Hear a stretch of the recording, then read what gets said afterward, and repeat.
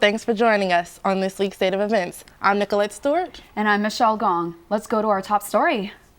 Campus safety is always a concern here at SF State. The University Police Department is working to make this campus a safer community. State of Events, Tessa Kleinbell is live with us to talk about UPD's steps in doing that. Thanks, Michelle. In mid-September, SF State appointed its newest police chief. I spoke with the chief about his background and overall goals he has to decrease the crime rate here on campus.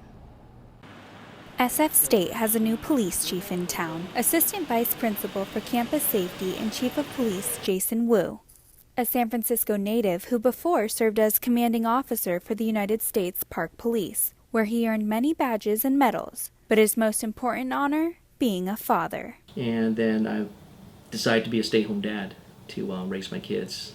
The kids are all grown up and he's back in uniform. SF State could expect something a little different from him. Definitely there are going to be changes. The goals that I have for the University Police Department is to be more engaging with the community. If you see something, say something. We do request our community to help us be our eyes and ears. He also gave us some tips on how to stay safe. Walk in pairs with groups of people. Have your phone readily available. If you feel unsafe, uncomfortable going from one area of the campus to another, call our police department. And they're on the way. Chief Jason Wu also encouraged the student body to stay alert and unplug from devices that can cause students to become distracted and vulnerable. Reporting live, I'm Tessa Kleinbell. Nicolette, back to you in the studio. Thanks, Tessa. This year has seen a significant increase in police officer deaths. One California assemblyman believes that the public must do more to protect those who serve to protect us. State of Events reporter Michael Overby joins us in the studio with more. Michael? That's right, Nicolette. The National Law Enforcement Memorial Fund reports that 62 officers have died so far this year. One may ask, what can be done to curb this unfortunate upswing? One assemblyman believes he may have the answer. Meet Jay Obernolt, a California State Assemblyman from Big Bear. Obernolt believes that this surge in officer-targeted deaths needs to stop. And that really inspired me to raise awareness of this issue by introducing Assembly Bill 2, which would add the status as a peace officer to the list of things that constitute a hate crime in California. Assembly Bill 2, as it's being called, will call to question what exactly defines a hate crime. It has been known that hate crimes usually relate to race, ethnicity, or gender. There is no precedent for a hate crime relating to a job, which explains why this bill is likely to face opposition. While the wave of officer-related deaths is on the rise, so are deaths by police officers. California is not alone in enacting what has been called the Blue Lives Matter bill. Colorado is one such state where a similar bill has been introduced. Editorial boards from both the Denver Post and LA Times have expressed a negative opinion on these bills, citing that existing penalties are enough for cop killers. We still have some ways to go until the bill is brought to a vote, but you can be sure State of Events will keep you updated. Michelle, back to you. In an overwhelming landmark vote, Congress approved the 21st Century Cures Act. Abene Clayton has an overview of the new law in this live report. Abene? The act allocates almost $2 billion in the new fund for cures innovations. The money will go towards medical research and improved access to health care. But some worry that corporate interests will play a larger role than lawmakers admit. Cheers to cures! The specific areas of research are unknown, but President Obama says that the Cures Act will fix some public health issues that could help unlock a cure for Alzheimer's, end cancer as we know it, and help people seeking treatment for opioid addiction finally get the help they need. The FDA says that it will speed up its review and approval process, but Massachusetts Senator Elizabeth Warren says that may not lead to cures. But pushing treatments without scientific evidence that they work is fraud. It also undercuts the development of real cures. Even though it has bipartisan support, Warren questions the financial motives of the Act's supporters. This funding is political cover for huge giveaways to giant drug companies. The Cures Act will also establish a new cabinet position, Secretary of Mental Health and Drug Abuse. The job aims to fix flaws in the criminal justice system when it comes to mental health. The new position will be chosen by President-elect Trump. Live in the newsroom, I'm Abene Clayton, State of Events. Back to you in the studio. An anti-abortion group is organizing a pro-life rally led by the organization Walk for Life West Coast. The rally is set to take place at the Civic Center. Ohio recently passed a bill that would ban abortions after 22 weeks, and states including Alabama and Oklahoma are trying to ban abortion as well. And the organization travels state to peacefully protest. The walk in San Francisco will take place January 22nd. Visit the State of Events Facebook page for more information. And up next, as families are decorating their homes for the holidays, so is the SF Zoo. And they're using it as a donation opportunity. We'll take a look at it next on State of Events. And a new shoe company is approaching shoemaking in a unique way. We have details on when that will launch when we come back from the break.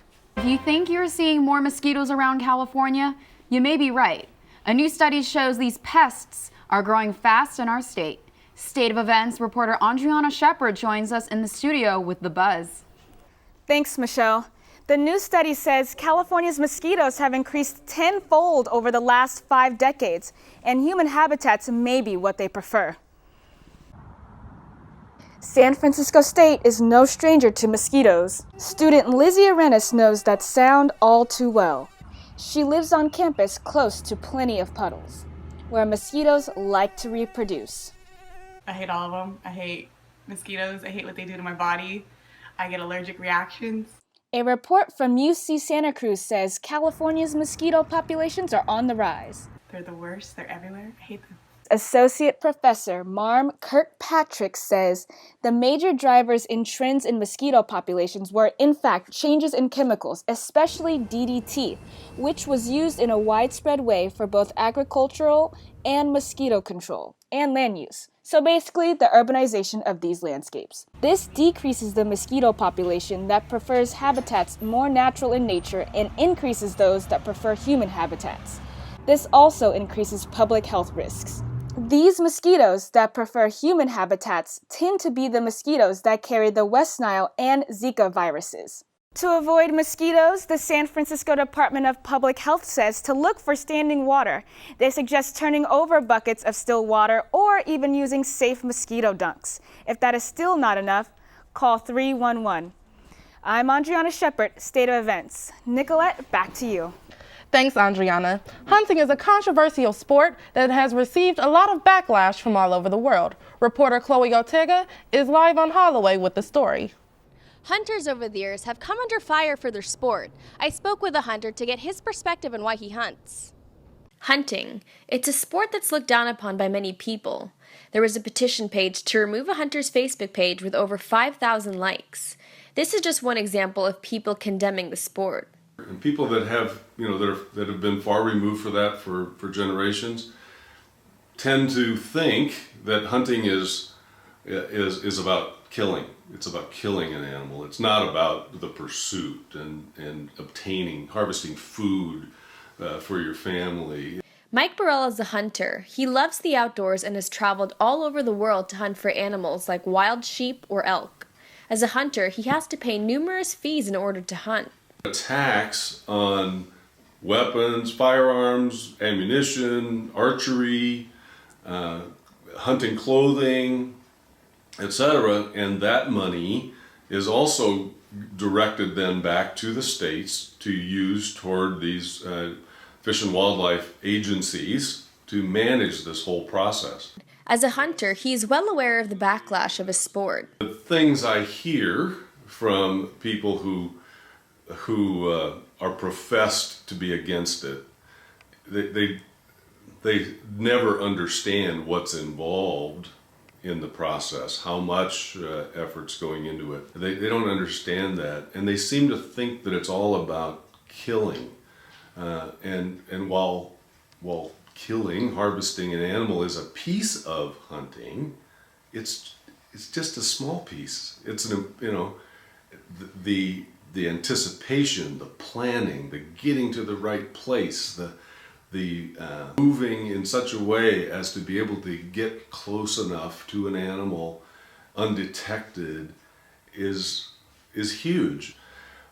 I suppose I also like the fact that not everybody can do it, and I'm okay if people don't want to hunt.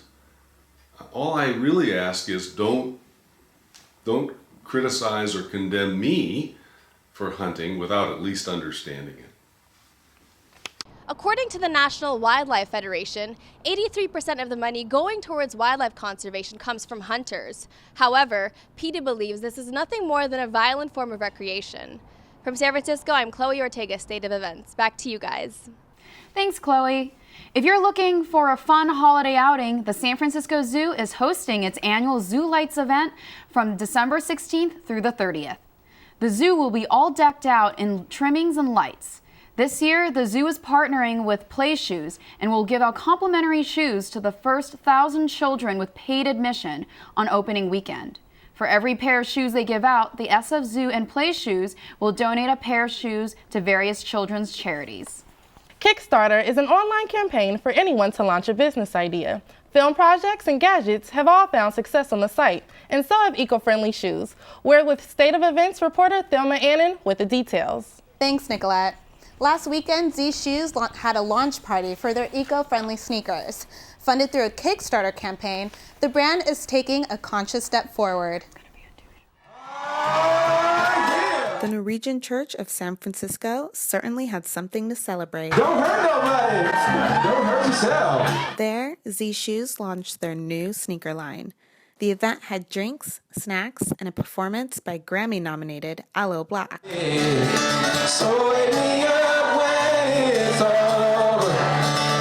When I'm wiser and I'm older. Z Shoes is different from other brands in their quest for environmental responsibility. After a trip to the Amazon, Zach and David Broadstone saw the possibilities of a movement. The next generation is Generation Z, so we're playing off that idea of growing, so that now this is a model of how the next generation of footwear should be. If we can find ways in which the materials that we can reuse, especially for shoes, it just kind of seems like a no-brainer. Made 95% of biodegradable materials, the duo created a Kickstarter campaign.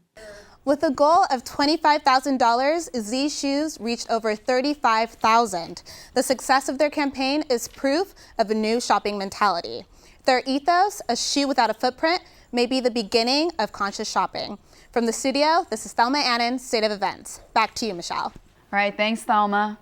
Emergency repair crews are busy trying to fix walls protecting the SFO runway. We have an update on the construction when we get back. Also, Uber and Lyft are making money off rides to SFO.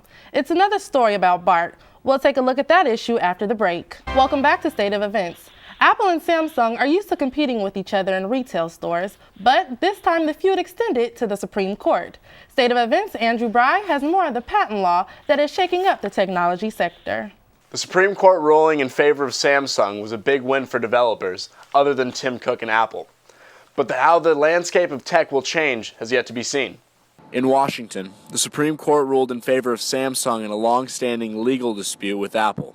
The justices found that the design patent for Apple's iPhone was infringed upon, but only parts of it.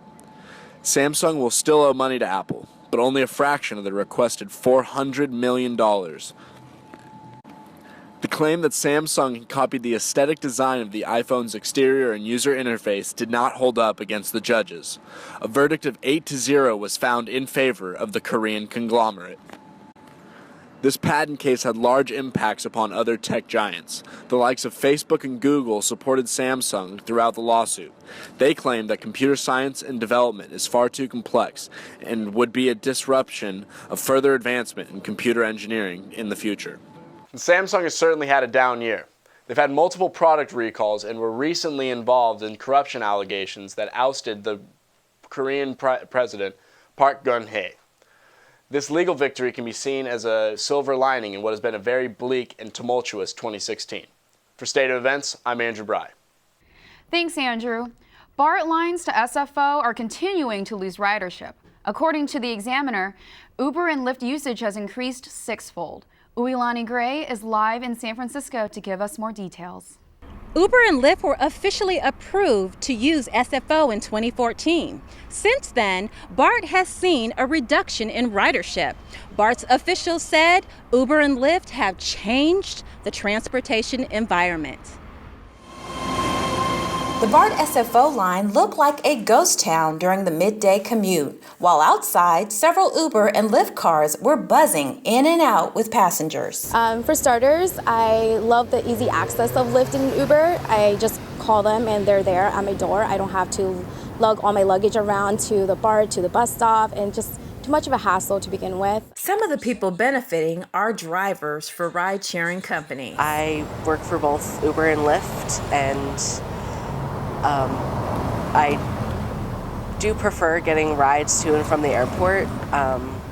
They're pretty much the most, in terms of like shorter rides, the most lucrative ones that I get. Groups traveling to and from the airport save money using ride-sharing companies, whereas with BART riders, they have to pay individually. BART has the challenge of appealing to those looking for ease and affordability. BART said the solution is not budget cuts, it's growing their ridership.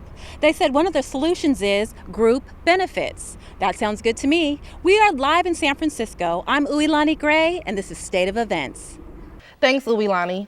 San Francisco is set to spend more than $1 million to fix what city officials are calling a threat to SFO.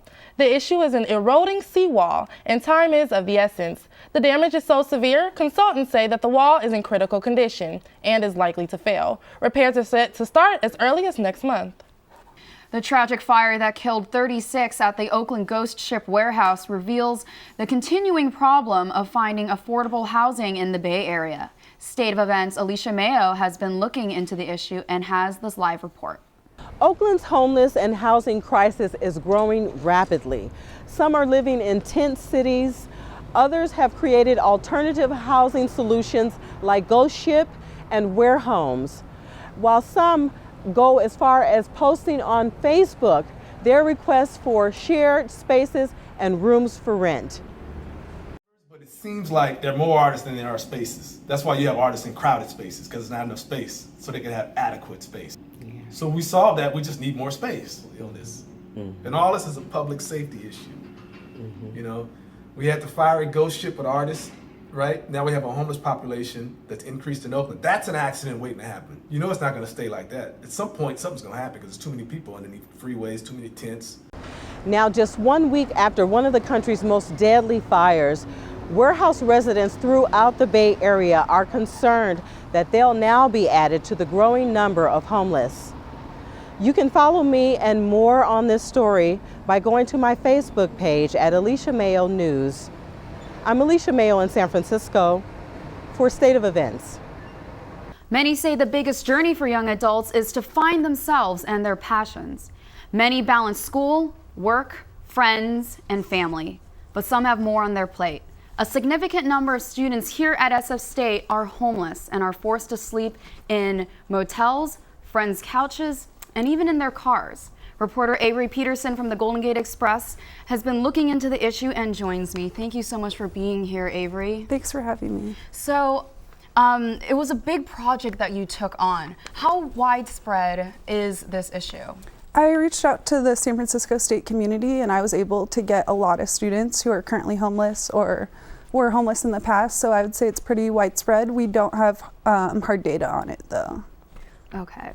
And what are some resources that some of the homeless students can take advantage of? Right now at San Francisco State, there's not a lot of resources. They're working on creating new resources, but right now they have a loan that students can get. I believe they have emergency housing, but it's really hard to get into. So right now there's just not a lot of resources for students. All right, and you've been working on another project. You want to tell us about it? Yeah, so I noticed when I was reaching out to students, a lot of the homeless students that were getting back to me were had spent time in prison or had criminal records. So I'm working on a project that looks at the increased struggle students have that got out of prison or have criminal records that are currently homeless. And I'm sure it's, 1,000 times harder for them to get resources that they would need to be in school and to stay in school and find housing. Yeah, it's hard. They carry around a criminal record wherever they go. That eliminates a lot of housing. That eliminates a lot of options for aid. And plus, there's just a huge stigma. They face two stigmas, having a criminal record and being homeless. So that makes it really difficult. Well, we're looking forward to seeing your work on that. We're truly excited. Thank you. And, you know, if you'd like to watch Avery's work, we'll have a link to it on the State of Events Facebook page. Back to you, Nicolette. Thanks, Michelle. The holidays are almost here, and Golden Gate Transit will be delivering toys to Marin residents. We have more on how you can help after the break. And people in Santa costumes flooded San Francisco this past weekend. Many ignored the rain to participate in the yearly event. More on that story when we return. Welcome back to State of Events. Well, by now we know the story. The Chiefs control the AFC West after beating the Raiders in Kansas City last Thursday. Derek Carr and the Raiders go from being the first seed in the AFC to fighting for a wild card spot. But the battle for a division title, well, it's still up for grabs. The Raiders are back to work, but with an eye on Kansas City. In order for Oakland to win the division, they need to win the last 3 games and hope someone can beat the Red Hot Chiefs. Head coach Jack Del Rio says the team needs to regroup before heading to San Diego. We're going to learn the lessons, and there are lessons to be learned in every ball game, win or lose. And we're going to learn the lessons, gain that experience, and then go forward. As for their neighbors, it continues to go from bad to worse. Last Sunday, the Niners lost to the Jets 23-17. And not only did they lose their 12th straight game, for the 3rd time this season, they failed to win a game after leading by 14 points. Reports have started to surface that general manager Trent Baalke will likely be fired at the end of the season. CEO Jed York is expected to release a statement about the team's future after the Niners host Seattle in their season finale. Turning now to college basketball, San Francisco State's men's basketball team is off to a historic start. They're currently 10-0 and rank in the top 25 in Division II basketball. State of Events' Michelle Gong was able to talk to the Gators about their tremendous start. The Gators are off to an unprecedented start. Their 10-0 record is the best to start a season since the 1941-42 team, which had a 9-0 start. They rank 2nd in the nation for field goal percentage defense, and they are one of a handful of Division II teams still undefeated. With 5 seniors on the team, head coach Paul Trevor says that their success is due to a strong veteran presence. I think it's because we have so many returners. So many guys who've been here, done that, been in the league, who've paid their dues and sweated it out over years, and now they're getting the rewards of all that hard work. Coach Trevor says that he and everyone on the team take the most pride in their defense. Their defense, 2nd ranked in the country. We lock down, we hold teams to 35%, and we're just one of the best defensive teams I've ever coached. One of the star seniors this year is center AJ Cologne. Cologne currently averages a double-double and has been named Hero Sports D2 Men's Basketball Hero of the Week and CCAA Player of the Week. He recorded his 6th double-double this past Saturday against Simpson University. The Gators have always had a team-first mentality, and that goes for individual accolades too. Center AJ Cologne says that it's exciting to see his teammates being recognized on the national level. Oh, it's awesome. It's just a testament of how hard we're working and how hard we worked during the summer. And the fact that we're showing up on the national stage just proves that we can be a national level team. It doesn't have to stop beyond aiming for our conference banner. We can go for something much more bigger than that. The Gators know that it's early and that it's a long season. They are set to face one of their toughest opponents, Humboldt State, this Sunday at the Swamp. Reporting from San Francisco, Michelle Gong, State of Events. In 2012, Andreas Durball made the transition from being a javelin thrower at UCLA to an Olympic bobsledder. This summer, the Bay Area native hopes to qualify for the Winter Olympics in South Korea. Earlier today, I was able to talk to the 28-year-old about why he decided to take bobsledding.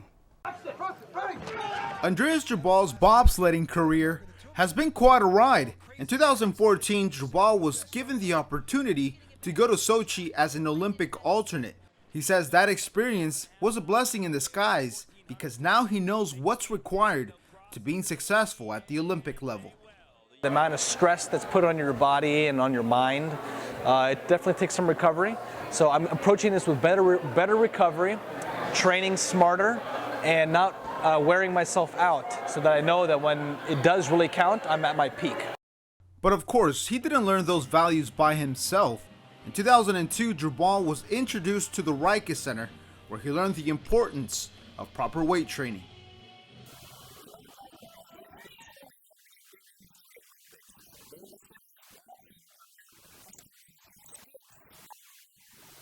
It's taken a lot of sacrifices on Andres' part. I know he's put some professional situations on hold. I know personal situations are on hold for him a lot. It's just a great sacrifice. We tend to look at only the well-paid professional athletes out there, but these are the type of athletes that are kind of under the radar, that have to work almost twice as hard.